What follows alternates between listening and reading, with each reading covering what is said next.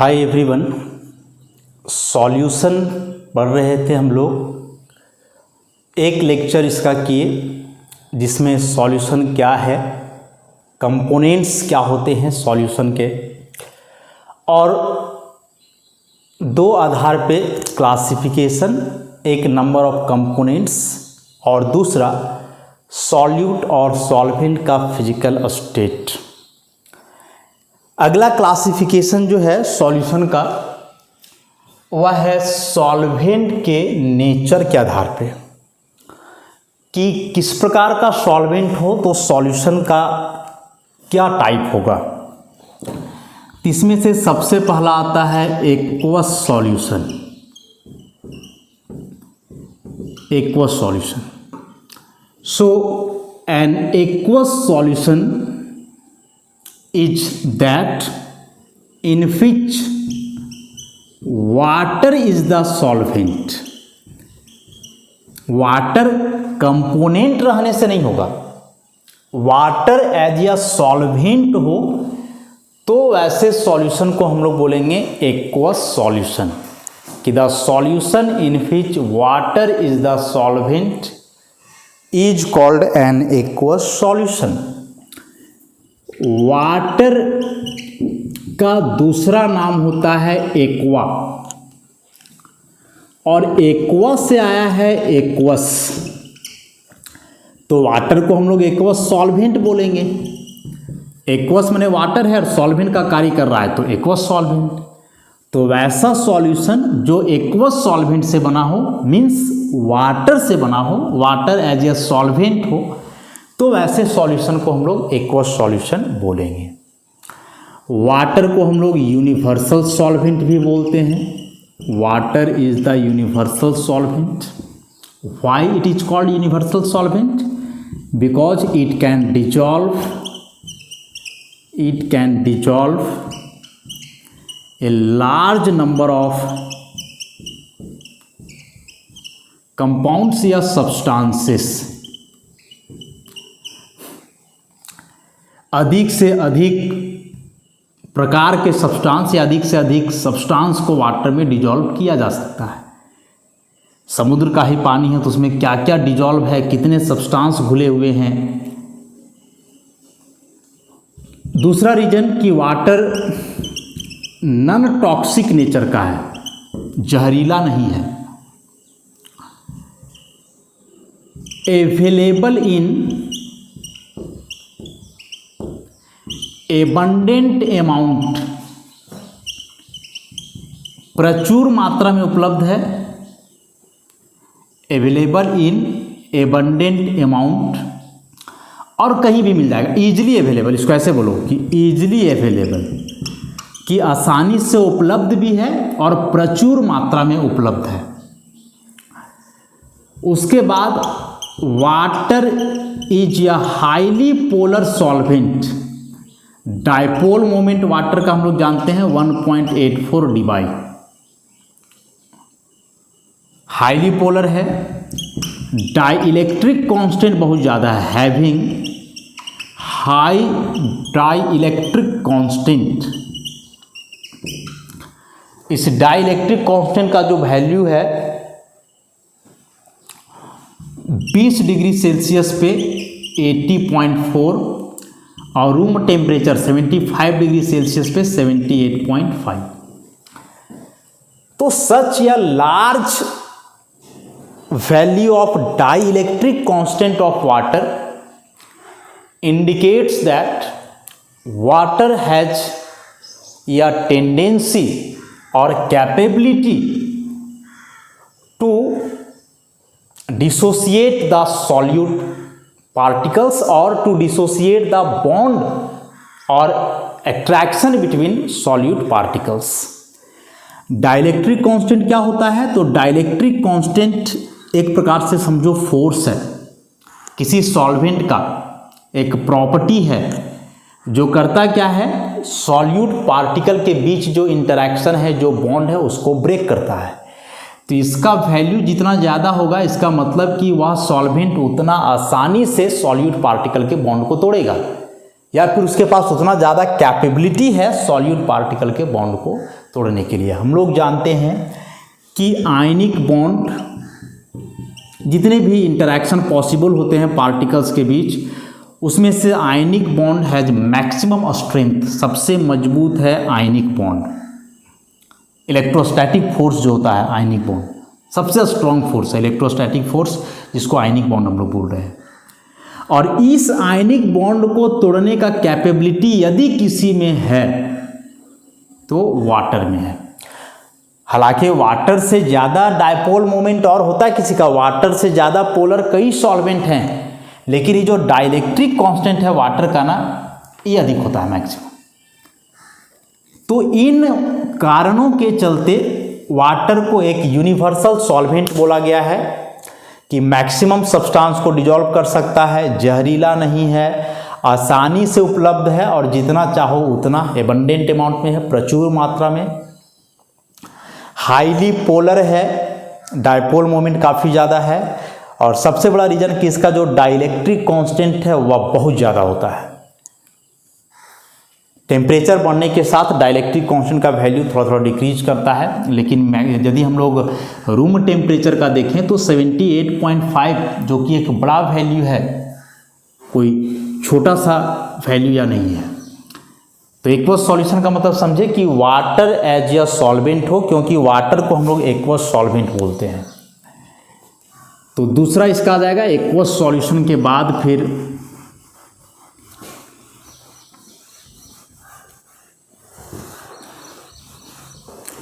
Non aqueous solution.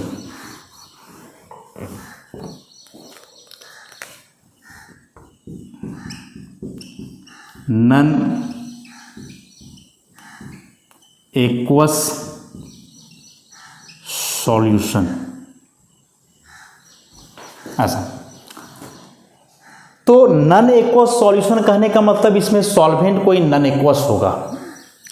तो भाई water को हमने कहा एक्वस सॉल्वेंट, तो वाटर के अलावे जो सॉल्वेंट हो जाते हैं उनको नॉन एक्वस सॉल्वेंट बोलेंगे। और वे नॉन एक्वस सॉल्वेंट कोई इनऑर्गेनिक सॉल्वेंट हो सकते हैं या कोई ऑर्गेनिक सॉल्वेंट हो सकते हैं। तो नॉन एक्वस सॉल्यूशन मतलब वैसा सॉल्यूशन जिसमें सॉल्वेंट नॉन एक्वस हो, वाटर के अलावे, other than water. Non aqueous का मतलब क्या हुआ?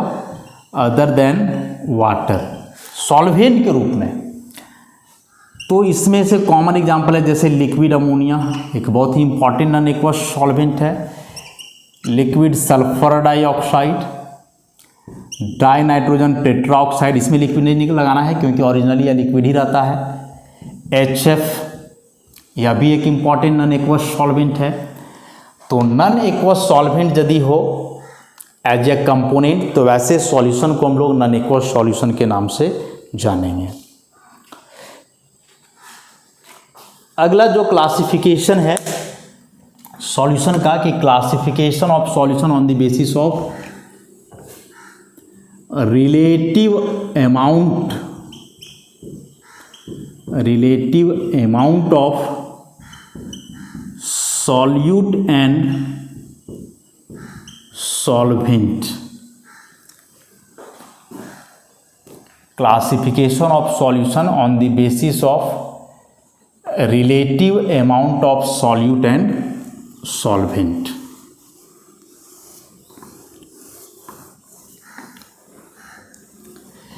तो इस आधार पे सॉल्यूशन दो कैटेगरी का होता है।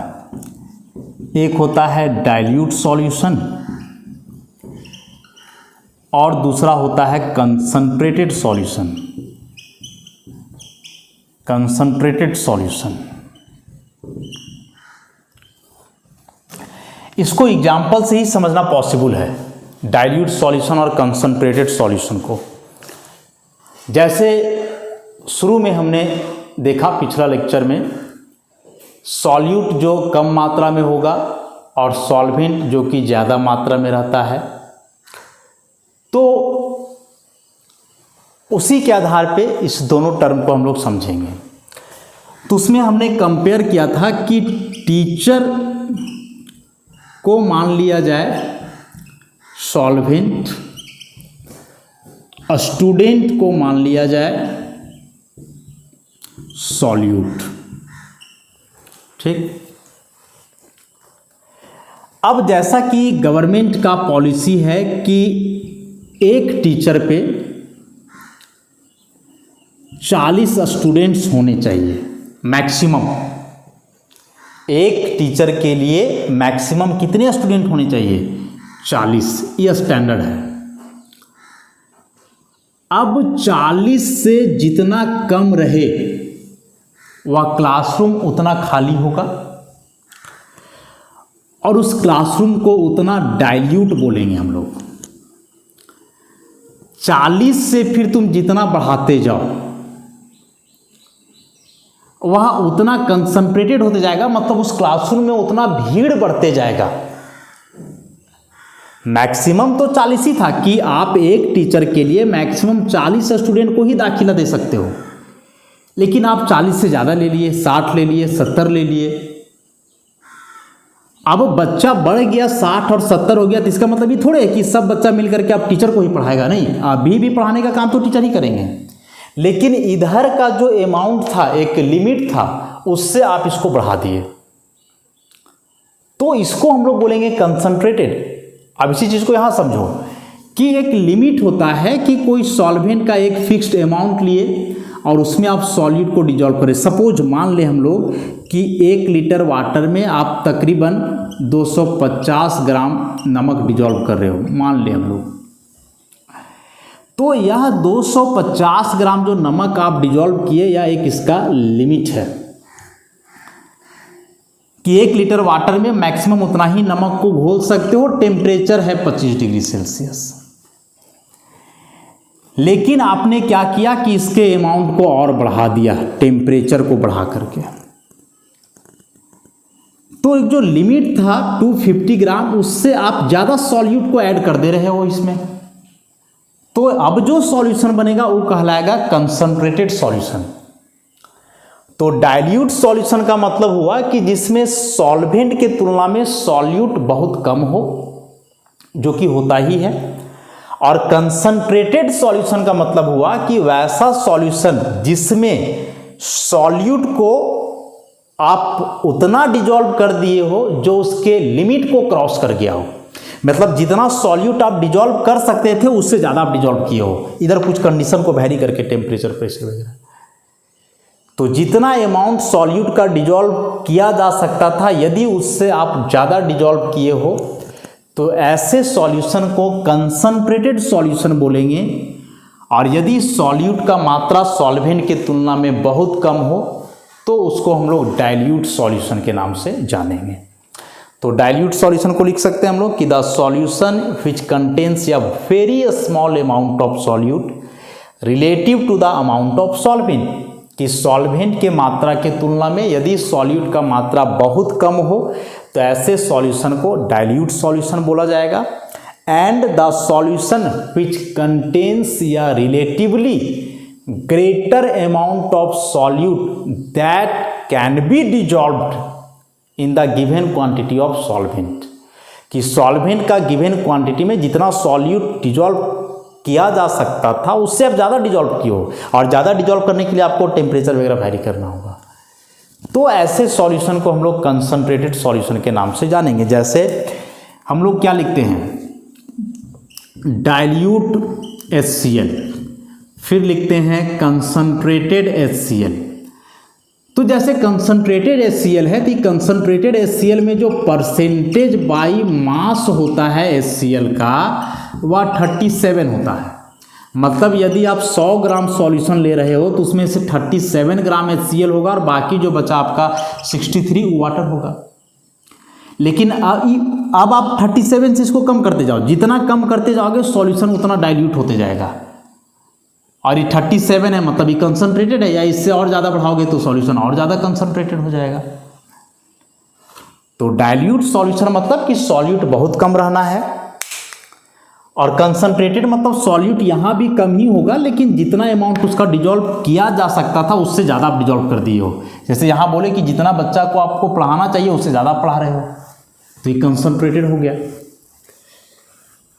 तो ये हुआ classification of solution on the basis of relative amount of solute and solvent. एक और क्लासिफिकेशन है on the basis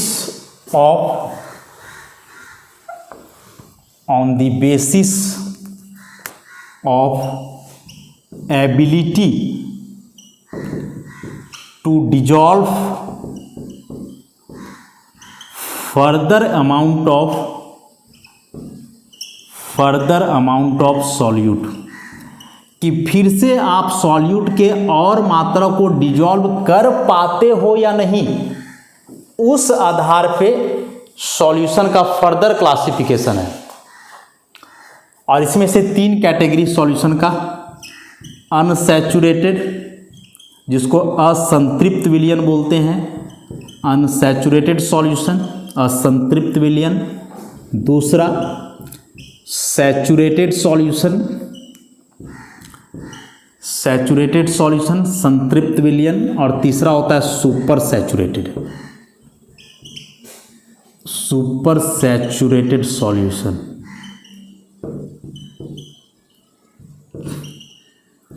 super saturated solution 3 प्रकार के सॉल्यूशन हैं। किस आधार पे? कि सॉल्यूट को आप कितना और डिजॉल्व कर पाते हो या नहीं, उस आधार पे।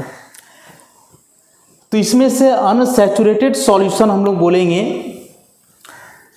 वैसा सॉल्यूशन जिसमें आप और अधिक सॉल्यूट को डिजॉल्व कर पा रहे हो सेम टेम्परेचर और प्रेशर पे, कि the solution in which more amount of solute can be dissolved at a given temperature and pressure, कि दिए हुए टेम्परेचर और प्रेशर पे यदि आप और अधिक सॉल्यूट को डिजॉल्व कर पा रहे हो तो ऐसे सॉल्यूशन को हम लोग अनसैचुरेटेड सॉल्यूशन बोलेंगे। सपोज कि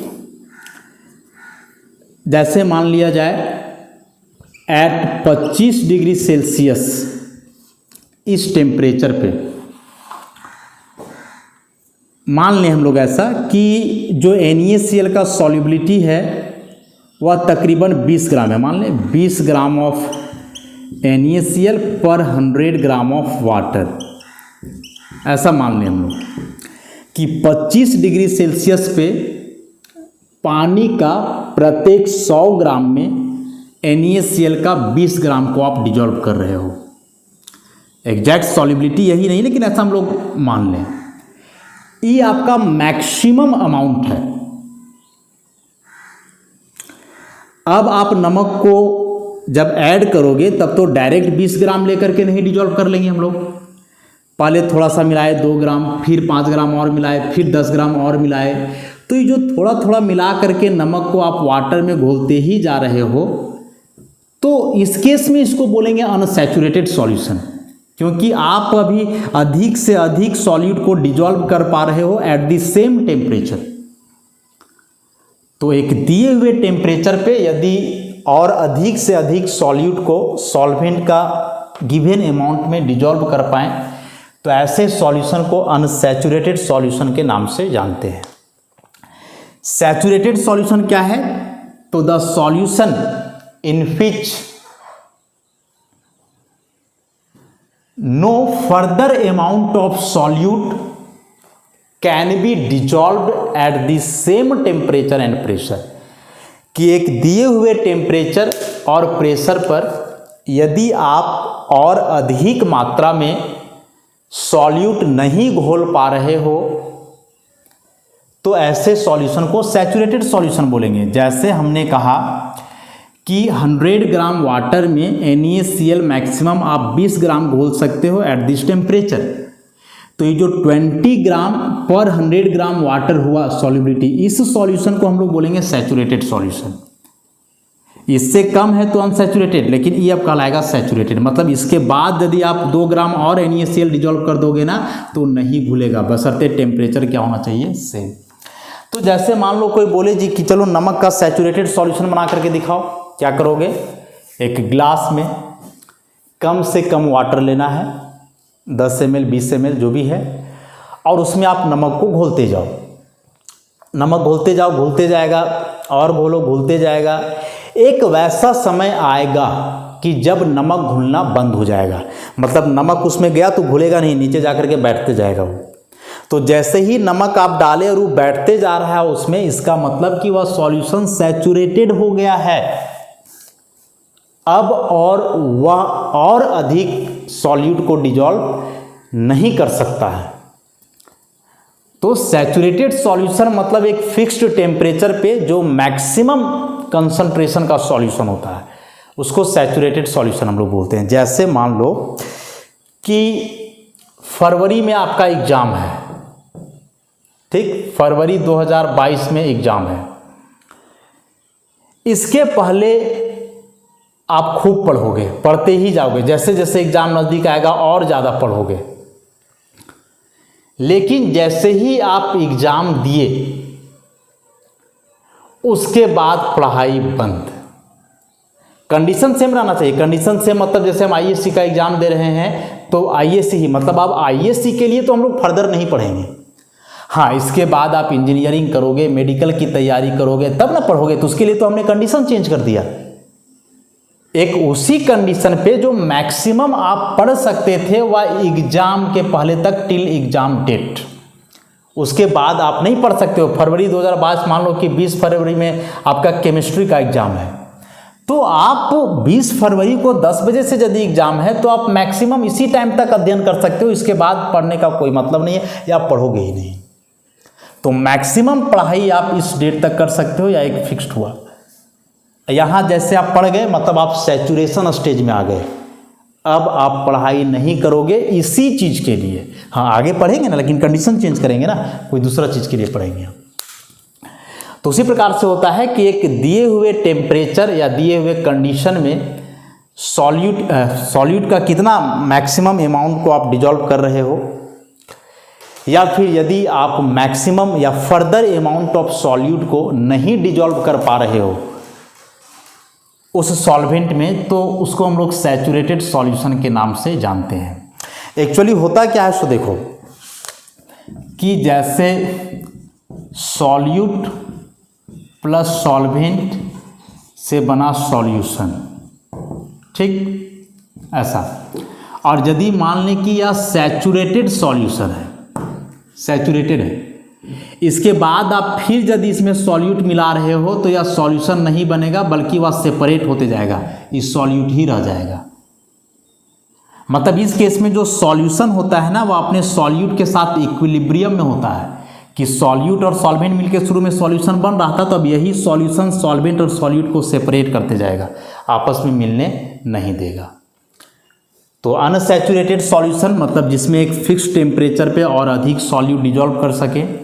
सैचुरेटेड सॉल्यूशन मतलब जिसमें एक फिक्स्ड कंडीशन में और अधिक सॉल्यूट नहीं डिजॉल्व किया जा सके।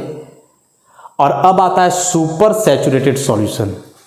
तो सुपर सैचुरेटेड सॉल्यूशन क्या है, सो देखते हैं हम लोग कि the solution which contains greater amount of solute than its ability, कि जितना एबिलिटी उस सॉल्यूशन का हो सकता था सॉल्यूट को रखने का, उससे ज़्यादा।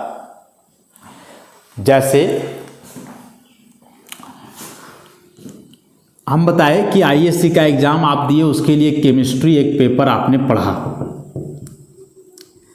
धीरे धीरे आप पढ़ ही रहे हो, अनसैचुरेटेड हो, केमिस्ट्री का आप पूरा सिलेबस पढ़ लिए, आप सैचुरेटेड बन गए, पूरा सिलेबस आपने पढ़ लिया, जो आईएससी का सिलेबस था केमिस्ट्री का पूरा आपने पढ़ा, आप सैचुरेशन स्टेज में पहुंच गए, आप सैचुरेटेड हो गए। इसके बाद अब आप नहीं पढ़ोगे या नहीं पढ़ना चाहोगे। लेकिन कुछ वैसे स्टूडेंट्स होते हैं जो सिलेबस के अतिरिक्त कुछ एडवांस टॉपिक को भी पढ़ते हैं। तो जो बच्चे अपने एबिलिटी से ज़्यादा पढ़ रहे हैं, उनका एबिलिटी था 12 का सिलेबस पढ़ना, लेकिन उससे ज़्यादा पढ़ रहे हैं, तो जो बच्चे एडवांस पढ़ रहे हैं ना, उन्हीं को तो हम लोग सुपर स्टूडेंट बोलते हैं। मतलब वही सॉल्यूशन को यहाँ सुपर सैचुरेटेड बोलेंगे, कि सॉल्यूशन जो कि अपने एबिलिटी से ज़्यादा सॉल्यूट कंटेन किए हुए है, तो वैसे सॉल्यूशन को जो है हम लोग क्या बोलेंगे, सुपर सैचुरेटेड सॉल्यूशन।